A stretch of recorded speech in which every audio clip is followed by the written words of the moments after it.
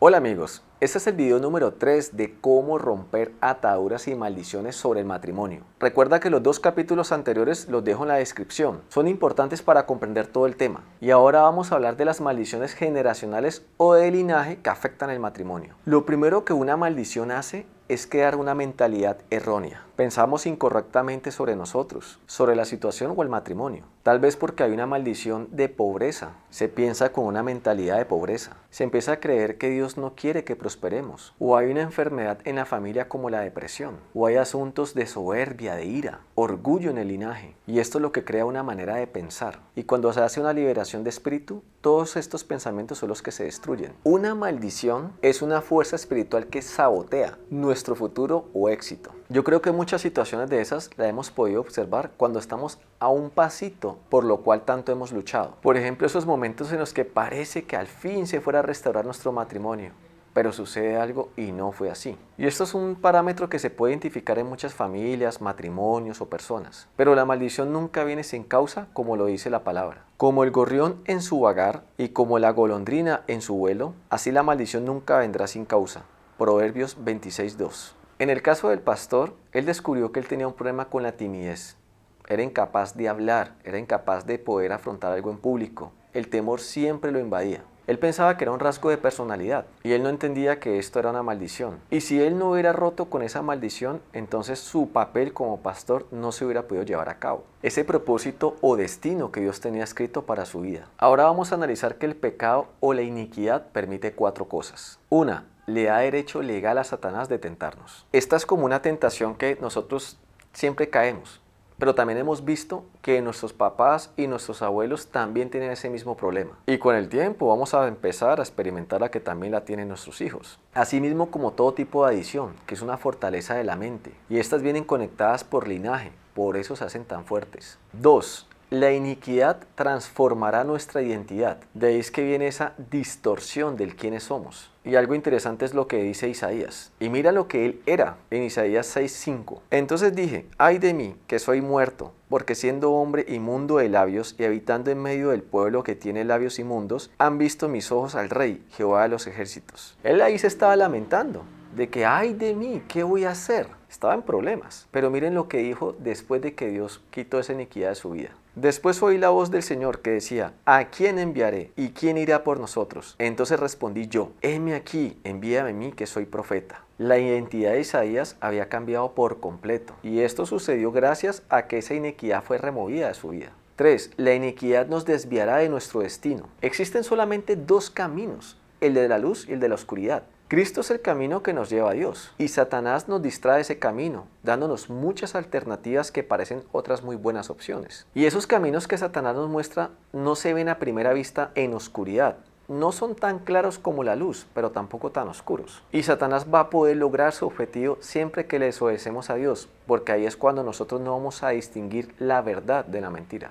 4. Usa la iniquidad o pecados para armar casos legales en contra nuestra. Y es esto lo que hace que nuestras oraciones no sean contestadas. Y nos hace caer en un ciclo de desesperanza que más nos aleja de Dios. Hasta este momento con los 2 primeros videos y a lo que va este, usted ya ha ido entendiendo cómo puede empezar a desatar maldiciones sobre su vida, sobre su matrimonio, sobre todos esos propósitos que usted quiere alcanzar y no se han podido dar. Pero resulta que esto no es todo. Porque nosotros conocemos algunos de nuestros pecados, pero hay muchos que están ocultos o se nos han olvidado. Por esto es extremadamente importante que siempre entremos en oración y le pidamos al Espíritu Santo que nos revele los pecados ocultos o los que hemos olvidado. Porque esto es lo más importante de ir a las cortes celestiales, que es para arrepentirnos, para pedir perdón, para ser liberados. Pero obviamente que si nosotros desconocemos de algunos pecados y los seguimos teniendo allí, esa es una autoridad que Satanás sigue teniendo sobre nuestra vida. Y en Romanos 8:26 dice, y de igual manera el Espíritu nos ayuda en nuestra debilidad, pues que hemos de pedir como conviene, no lo sabemos, pero el Espíritu mismo intercede por nosotros con gemidos indecibles. El Espíritu nos ayuda a saber cómo tenemos que orar. También hay una tendencia a creer que una vez que nosotros hemos muerto en Cristo y hemos nacido de nuevo, todos nuestros pecados se nos han sido perdonados. También nuestras iniquidades del pasado son destruidas, borradas, olvidadas. Pero esto no es del todo así. porque es que este proceso de morir en Cristo y nacer de nuevo no sucede de un día para otro. Es todo un proceso de poco a poco irnos arrepintiendo y vamos entendiendo que hay cosas que ya han muerto en nosotros, y ahí es cuando Jesús empieza a resucitarnos, a hacernos nuevos, a nacer de nuevo. Pero es como un proceso de embrión, hay un embarazo, va a haber un nacimiento, va a haber un crecimiento, gatear, caminar. Esto va a tardar tiempo y vamos a tener tropiezos en el camino, pero lo importante es que si empezamos, el que inició la obra en nosotros la va a terminar. Y por eso es que día a día que nosotros nos vamos santificando, vamos ganando resistencia ante las tentaciones para no caer en ellas.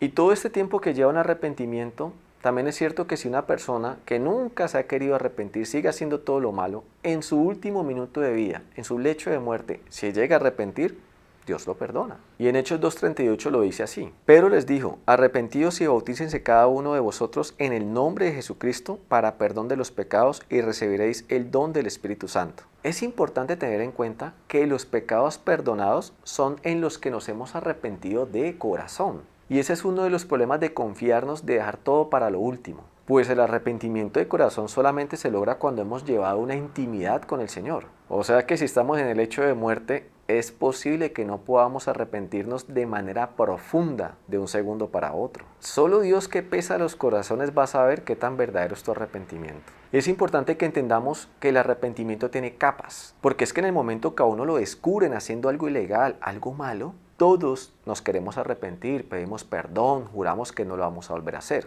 En ese momento todos queremos reconocer que estamos equivocados, pero se produjo un cambio genuino de corazón. Pero por esto es que como no hay intimidad con Dios, estos pecados se quedan allí. Y al no ser limpiados por Cristo, se vuelven pecados recurrentes, los cuales seguimos haciéndose un ciclo, como por ejemplo los vicios. No debemos de confundir el arrepentimiento con el remordimiento.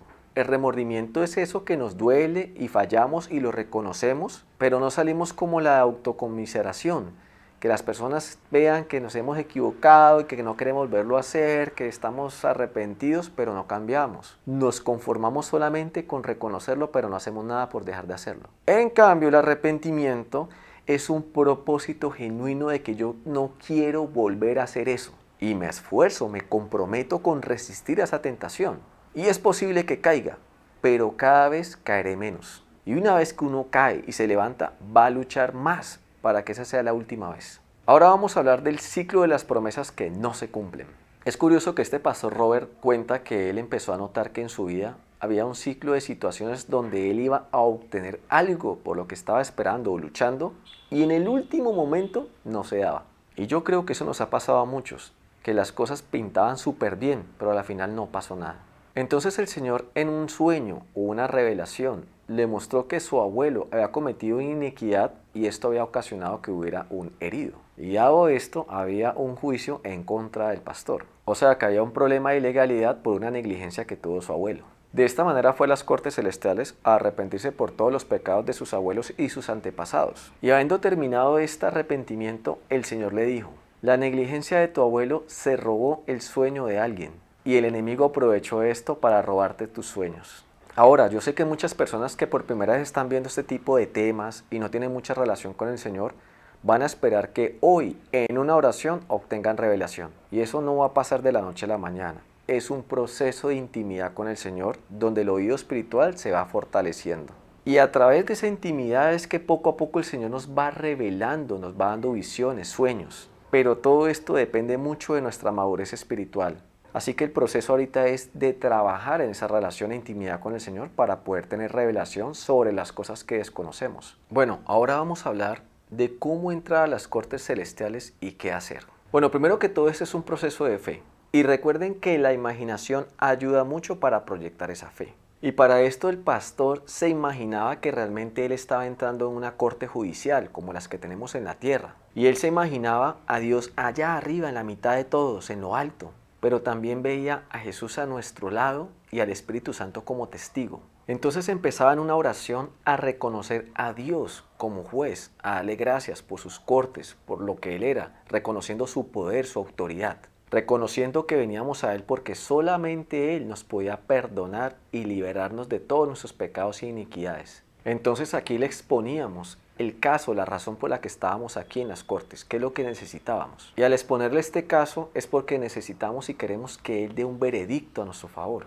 Y estando ahí enfrente también recitó lo que dice en Romanos 12. Presentéis vuestros cuerpos en sacrificio vivo, santo, agradable a Dios. Reconocemos que hay algo en nosotros que ha transgredido su ley y necesitamos arreglarlo. Ahora, habiéndonos puesto en paz, empezamos a confesar nuestros pecados. Todos esos que en oración y pidiéndole al Espíritu Santo nos ha venido revelando, los ocultos o los que no nos acordábamos. Es importante que no vaya a tratar de pedir perdón resumiendo los pecados como cuando decimos, Señor, perdónanos por todo lo malo que hayamos hecho. No, es realmente nosotros ir a cada pecado y reconocer que estuvo mal y que nos queremos arrepentir definitivamente. Queremos el perdón sobre ellos. De esta manera cogemos esos pecados y le decimos al Señor que los llevamos a la cruz de Jesús, como lo dice Colosenses 2:14, anulando el acta de los decretos que había contra nosotros, que nos era contraria, quitándose de en medio y clavándola en la cruz. Ahora por fe vamos a creer que ya este pecado fue puesto en la cruz de Jesús en un clavo y confiamos que Dios ha emitido un veredicto que nos hace libres de esa acusación. Y puedes decirle, Señor, te concedemos el derecho legal de dar un veredicto, que yo pueda vivir el destino que fue escrito en los libros sobre mí en el nombre de Jesús. Amén. Recuerde que también puede declarar sobre su vida y sobre todos esos propósitos que están escritos en la Biblia. Los casos que se llevan a la corte son conformes al propósito de Dios, no a lo que a nosotros nos parezca o creamos que tiene que hacer Dios. Esto no incluye la necesidad de alguien. Por ejemplo, es normal que busquemos a Dios como Padre, como amigo de nuestras necesidades, pero a las cortes vamos a presentar un caso basados en los propósitos de Dios. No le decimos a Dios lo que para nosotros estaría bien que sucediera, con mi matrimonio, con mi esposo, con mis hijos, con la situación que sea. Lo que le pedimos es que remueva lo que esté obstaculizando los propósitos de Él en nuestra vida y que de esta manera se cumplan. El Salmo 138:8 dice, Jehová cumplirá su propósito en mí. Ahora terminado nosotros de hacer estas peticiones o que ya sentimos que no nos acordamos o no hay nada más de que arrepentirnos, lo cual nunca pasa, siempre que seguimos pidiéndole al Espíritu Santo que revele, van a venir cosas nuevas. Entonces nosotros le damos gracias a Dios por haber estado en su corte, le decimos que nos sentimos bendecidos y que creemos en fe que Él se encargará con ese veredicto de solucionar el problema que tengamos. Y hemos terminado esa sección. Ahora, muchas personas también se preguntan ¿por qué no encontramos en la Biblia que Jesús haya llevado a alguien a las cortes? Teniendo en cuenta que para atar y reprender a Satanás se tiene que hacer desde las cortes, no aquí en el campo terrenal. Y esto lo hacemos porque la llevamos ante la autoridad de Dios, porque es un caso que se presenta y se va a solucionar por el poder de Él. Y Jesús, en el tiempo que caminaba en la tierra, Él era una autoridad andante. Por eso Él mismo los reprendió y los echaba afuera. Y por eso es que nosotros decimos en el nombre de Jesús, porque es en su poder y autoridad que todo lo podemos. Y bueno amigos, aquí termina el video número 3 de esta serie, queda uno. Recuerden que en la descripción encuentran los otros capítulos y que para nosotros es de mucha bendición si me dejas un comentario, me gusta o nos compartís. Dios te bendiga.